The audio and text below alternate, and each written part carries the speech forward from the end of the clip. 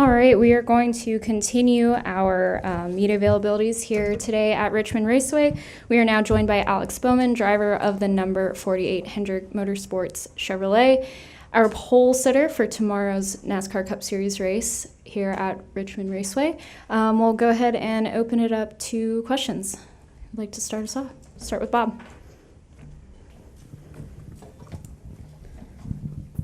Bob Parker, Fox Sports. I have two. The first is, without the points, you would have started fifth. Now you're on the pole. So what's the difference? Pit stall selection, I think, is probably the biggest thing. You'd probably still have a pretty good pit stall at fifth, though. So, not a huge difference, but obviously having clean air and all that at the start is important. Hopefully we'll take advantage of a good pit pick and have a good solid day. This has been a hard place for me to get a hold of in the past, even with a win here. So just try to maximize the day and keep chipping away at it. And I know it doesn't change, like you've had the performance you've had, but is it any different walking into the garage to the first pit stall rather than to the 16th? Yeah, it's definitely nice. It's something I haven't done in my career, so it's cool to lead the points with this group. And obviously we're a handful of races in, right? It's a small sample size, but we have had a good start to the season, which feels really good. So just my job now to keep that going. Good, Nathan.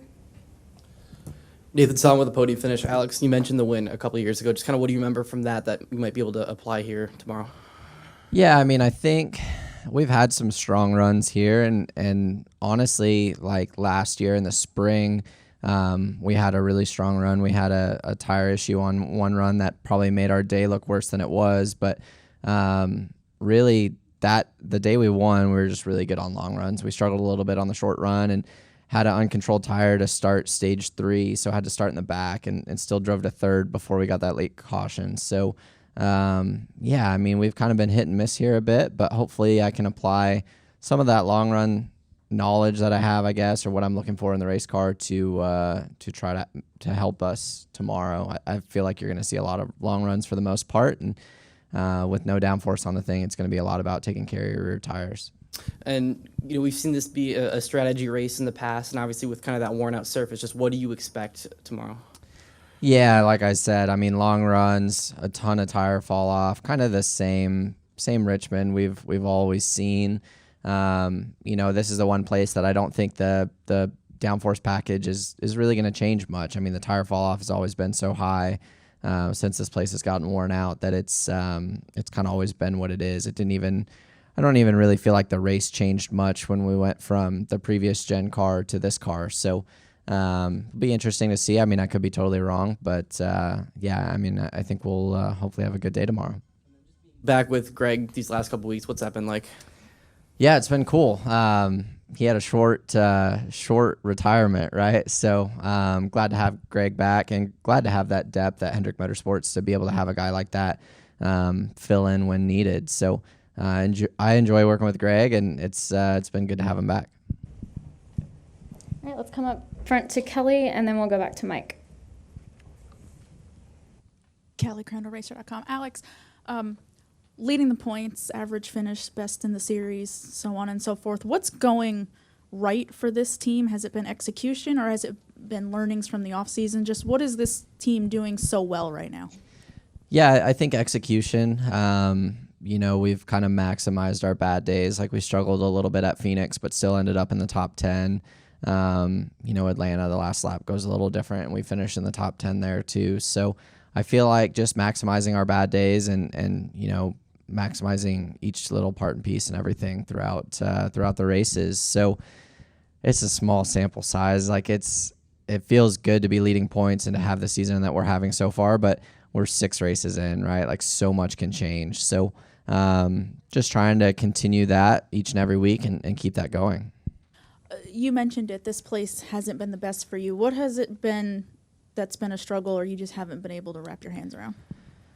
Yeah, it's been tough. Like we've had good days here, and then we've had really bad days. And like you have a good day here, and I've kind of left like last spring or the race that we won, and I'm like, man, I know exactly what I need. I know the feel that I want to have, and then come back in the fall and be confused and can't find that and can't get the race car to do those same things or feel the same way. So just been a little more hit and miss than we want to be. But I mean, we didn't practice, so hard to say. But I think we identified some things that can help me and hopefully went the right direction with the race car, and we'll be strong tomorrow. So, Alex, a number of the older drivers have lamented this week that there's no more racing with respect anymore, that these young kids, they get taught from a very young age that you just move somebody out of the way, that this new car leans right into that. It's a bad pun, but as one of the older, younger guys, what's your take? The older, younger guys, yeah. Younger, older guys, take your pick. Yeah, I mean, they're completely right. Like, there's no way around it. I think that second to last restart at Coda was a good example of that. Like, I did not want to go down there and run into the 99 and the 19. And, the problem is, like, if I follow the 99 in the corner, I get absolutely run over by everybody, right? So then I get left just to try to defend that, and then I still get run over everybody and shoved into the corner. Fortunately it worked out for us, but didn't for those guys. So, if you are the super clean guy and you're not aggressive or anything, you're typically going to be the guy getting used up. The cars are about indestructible at this point. The old car, you'd have tire rubs or you knock the radiator out of it. I mean, we hit each other so hard, like all the time. The Coliseum, it felt like you were crashing on every restart.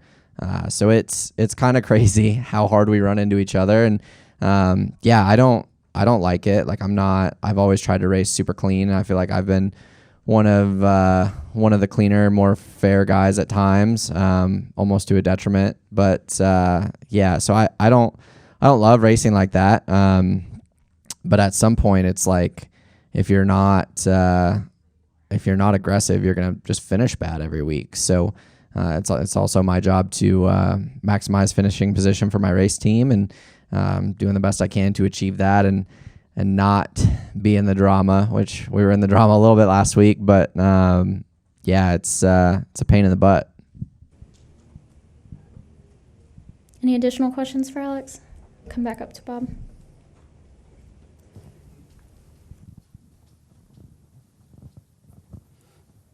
Bob Hawkers, Fox Sports. Following up on that, is there, do you just put the blame on the car, or is it just the style of racing these days? And if so, what's the fix?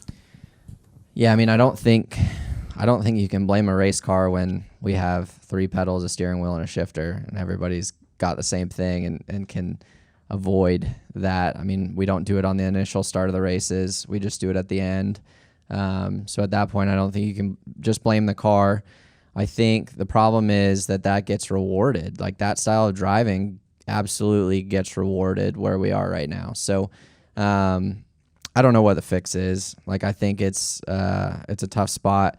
I personally would love to see us do restarts in a different manner at road courses, whether that's how F1 does it or just something different.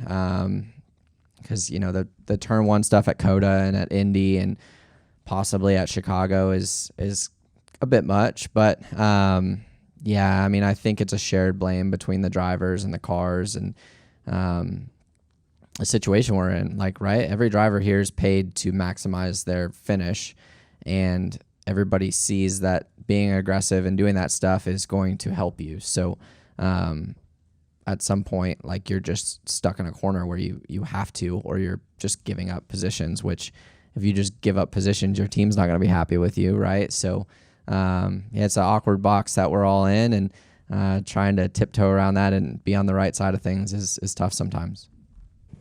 All right, we'll take our final question from Jerry Jordan.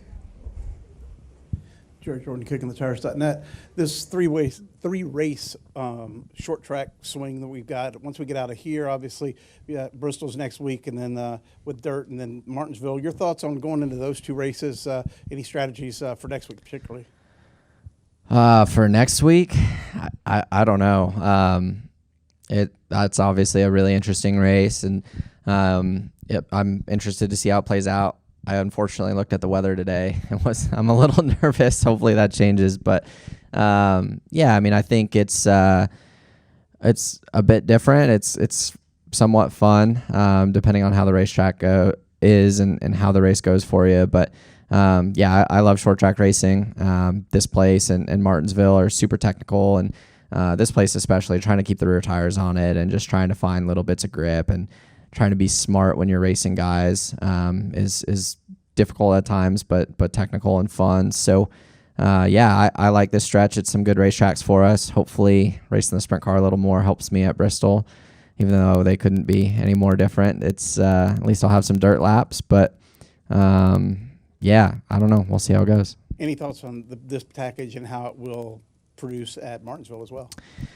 Yeah, like I said, I don't think it'll change much here. Hopeful that it changes Martinsville, right? Because last year was not what we all wanted from Martinsville. It's not what we all came to love about that place. So, yeah, hopefully it improves that racing there. Just, getting the tire to fall off, getting the rear tires to wear out, creating forward drive issues to where you can't just downshift and accelerate off the corner and stop in the center of the corner and still beat the guy behind you. So, yeah, we'll see. Hopeful. Obviously, it's a step in the right direction, and I think it's really going to be about the weather and how the rubber lays down and how the tire falls off more than anything. All right, Alex, thanks for coming in, and good luck tomorrow. Thanks, guys.